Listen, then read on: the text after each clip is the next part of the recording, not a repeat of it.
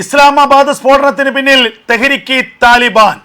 ഇസ്ലാമാബാദിലെ കോടതിക്ക് പുറത്തുള്ള വമ്പൻ സ്ഫോടനത്തിന്റെ ഉത്തരവാദിത്തം ഏറ്റെടുത്ത് തെഹ്രിക്ക് താലിബാൻ വരും ദിവസങ്ങളിൽ പാകിസ്ഥാനിലെ കൂടുതൽ പ്രദേശങ്ങളിൽ ഇത്തരത്തിൽ ബോംബ് സ്ഫോടനങ്ങളും ചാവേർ സ്ഫോടനങ്ങളും നടത്തുമെന്നാണ് തെഹ്രിക്ക് താലിബാന്റെ മുന്നറിയിപ്പ്. അക്ഷരാർത്ഥത്തിൽ പാകിസ്ഥാനെ ഞെട്ടിച്ച സ്ഫോടനമാണ് ഇന്ന് ഇസ്ലാമാബാദിൽ ഉണ്ടായത്. ഇസ്ലാമാബാദിലെ ജില്ലാ കോടതിക്ക് സമീപം കാർ ബോംബ് സ്ഫോടനം ഉണ്ടാവുകയായിരുന്നു. 12 പേരാണ് സ്ഫോടനത്തിൽ കൊല്ലപ്പെട്ടത്. 27ലധികം പേർക്ക് മാരകമായ പരിക്കേറ്റു എന്നുള്ള വാർത്തകൾ പുറത്തു വരുന്നു. പോലീസ് ഉദ്യോഗസ്ഥരടക്കം കൊല്ലപ്പെട്ടവർ ഉൾപ്പെടുന്നു എന്ന വിവരമാണ് പുറത്തു വരുന്നത്. ആ സ്ഫോടനത്തിന് മണിക്കൂറുകൾക്ക് ശേഷമാണ് സ്ഫോടനത്തിന്റെ ഉത്തരവാദിത്തം ഏറ്റെടുത്തുകൊണ്ട് ഇപ്പോൾ താലിബാൻ അതിർത്തിയിൽ സ്ഥിതി ചെയ്യുന്ന പാകിസ്ഥാൻ അഫ്ഗാനിസ്ഥാൻ അതിർത്തിയിൽ സ്ഥിതി ചെയ്യുന്ന തെഹ്രിക്ക് താലിബാൻ എന്ന ഭീകര സംഘടന ഇപ്പോൾ അതിന്റെ ഉത്തരവാദിത്തം ഏറ്റെടുത്തിരിക്കുന്നത്. മാസങ്ങളായി താലിബാൻ സേനയും തെഹ്രിക്ക് താലിബാനും ചേർന്ന് സംയുക്തമായി പാകിസ്ഥാനെതിരെ യുദ്ധം നടത്തുകയാണ്.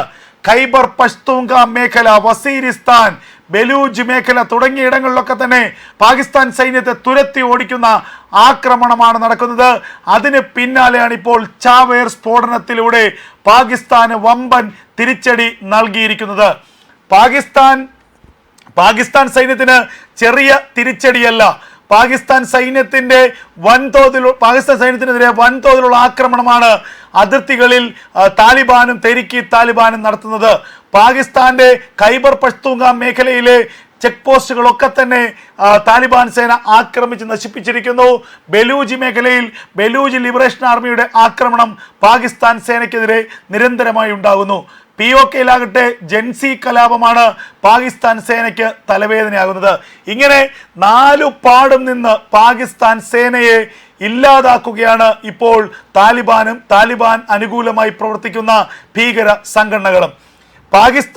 ഈ ചാവേർ സ്ഫോടനത്തിന് പിന്നിൽ തെഹ്രിക്ക് താലിബാനാണെന്നും തെഹ്രിക്ക് താലിബാന് പിന്നിൽ ഇന്ത്യ ആണെന്നുമുള്ള വലിയ ആരോപണമാണ് പാകിസ്ഥാൻ പ്രധാനമന്ത്രി ഷഹബാസ് ഷെരീഫ് ഇപ്പോൾ ഉന്നയിച്ചിരിക്കുന്നത്. പാകിസ്ഥാന്റെ വിദേശകാര്യമന്ത്രി ഖ്വാജ ആസിഫും ഇതേ ആരോപണം ആവർത്തിക്കുന്നുണ്ട്. പാകിസ്ഥാൻ സൈനിക മേധാവി അസീം മുനീർ ആകട്ടെ ഇന്ത്യക്ക് നേരെ അതിഗുരുതരമായ ആരോപണമാണ് ഇപ്പോൾ ഉന്നയിച്ചുകൊണ്ട് രംഗത്ത് വന്നിരിക്കുന്നത്. അതേസമയം TTP ഉത്തരവാദിത്തം ഏറ്റെടുത്തതിന് പിന്നാലെ നിരന്തരമായി ഇനിയും ആക്രമണം ഉണ്ടാകുമെന്നും പാകിസ്ഥാൻ സൈന്യത്തിന്റെ താലിബാനെതിരെയുള്ള നടപടി നിർത്തിവച്ചില്ലെങ്കിൽ, അഫ്ഗാനിസ്ഥാനെ ആക്രമിക്കാനുള്ള നടപടി നിർത്തിവച്ചില്ലെങ്കിൽ കൂടുതൽ ആക്രമണങ്ങൾ പാകിസ്ഥാനെതിരെ ഉണ്ടാകുമെന്നുമാണ് ഇപ്പോൾ TTP വെളിപ്പെടുത്തിയിരിക്കുന്നത്. മാസങ്ങളായി അതിർത്തിയിൽ സംഘർഷമാണ്. താലിബാൻ സേന പാകിസ്ഥാൻ സൈന്യത്തിനെതിരെ അതിഘോരമായ യുദ്ധം ആരംഭിച്ചിരിക്കുന്നു. ഇതിന് തുടക്കം പാകിസ്ഥാൻ തന്നെയാണ്. യാതൊരു പ്രകോപനവുമില്ലാതെ അഫ്ഗാനിസ്ഥാനിലെ ജനവാസ കേന്ദ്രങ്ങളിലേക്ക്, കാബൂളിലെ ജനവാസ കേന്ദ്രങ്ങളിലേക്ക് വ്യോമാക്രമണം നടത്തുകയായിരുന്നു പാകിസ്ഥാൻ. ഇതിൽ നിരവധി സാധാരണക്കാർ കൊല്ലപ്പെട്ടു. ഇതിന് പിന്നാലെയാണ് താലിബാന്റെ ആക്രമണം പാകിസ്ഥാനെതിരെ ഉണ്ടാകുന്നത്. പാകിസ്ഥാൻ സൈന്യത്തിന് നേരെയാണ് താലിബാൻ ആക്രമണം നടത്തിയത്.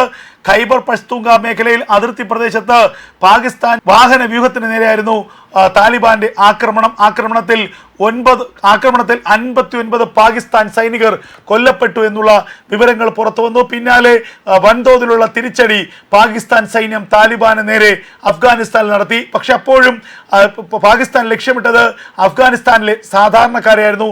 അഫ്ഗാനിസ്ഥാനിലെ സാധാരണ ജനങ്ങൾക്ക് നേരെയായിരുന്നു ആക്രമണം നടത്തിയത്.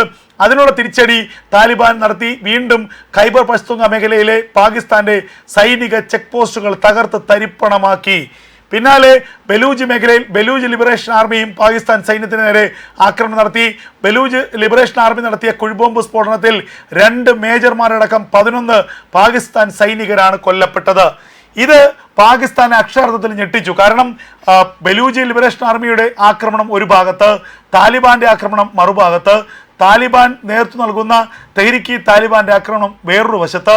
ഇതിനിടയിൽ POKയിൽ വമ്പൻ കലാപം, സർവകലാശാല വിദ്യാർത്ഥികൾ ആരംഭിച്ച ജൻസി കലാപം, അതും പാകിസ്ഥാന് വലിയ തലവേദനയാണ് സൃഷ്ടിക്കുന്നത്. എന്തായാലും പാകിസ്ഥാൻ ഈ ആക്രമണത്തെ അവസാനിപ്പിക്കാൻ വേണ്ടി ഖത്തറിൻ്റെയും ഈജിപ്തിൻ്റെയും ഒക്കെ സഹായം തേടിയിരിക്കുന്നു. ഇപ്പോൾ ഇതാ ഏറ്റവും നിർണായകമായ ചില വാർത്തകൾ പുറത്തു വരുന്നു. അഫ്ഗാനിസ്ഥാൻ പാകിസ്ഥാൻ യുദ്ധം അവസാനിപ്പിക്കാൻ ഇറാനും തുർക്കിയും ഇടപെടുന്നുണ്ട്. തുർക്കി പ്രസിഡന്റ് എർദോഗാന്റെ നേതൃത്വത്തിലുള്ള സംഘം ഇപ്പോൾ ചർച്ചകൾക്കായി അഫ്ഗാനിസ്ഥാനിലേക്ക് പ്രതിനിധി സംഘത്തെ അയച്ചു എന്നുള്ള വിവരമാണ് പുറത്തു വരുന്നത്. പാകിസ്ഥാനും അഫ്ഗാനിസ്ഥാനും ഇടയിലുള്ള യുദ്ധം അവസാനിപ്പിക്കാൻ 2 ഇസ്ലാമിക രാജ്യങ്ങൾ രംഗത്തിറങ്ങിയിരിക്കുന്നു. ഇറാനും തുർക്കിയും അടക്കമുള്ള 2 ഇസ്ലാമിക രാജ്യങ്ങളുടെ നേതൃത്വത്തിലാണ് ഈ യുദ്ധം അവസാനിപ്പിക്കാനുള്ള ചർച്ചകൾ പുരോഗമിക്കുന്നത്. രണ്ടും ഇസ്ലാമിക രാജ്യങ്ങളാണ്. അതുകൊണ്ട് തന്നെ ഈ രാജ്യങ്ങൾ തമ്മിലടിച്ച് അവസാനിക്കേണ്ടതില്ല എന്ന് ഇസ്ലാമിക രാജ്യങ്ങളുടെ കൂട്ടായ്മ തീരുമാനിച്ചിരിക്കുന്നു. പാകിസ്ഥാനും അഫ്ഗാനിസ്ഥാനും ഇടയിലുള്ള യുദ്ധം അവസാനിപ്പിക്കാനുള്ള വമ്പൻ നീക്കം, തുർക്കിയുടെ ഇടപെടൽ, ഇറാന്റെ ഇടപെടൽ ഉണ്ടായിരിക്കുന്നു എന്ന വിവരങ്ങളാണ് ഇപ്പോൾ പുറത്തു വരുന്നത്.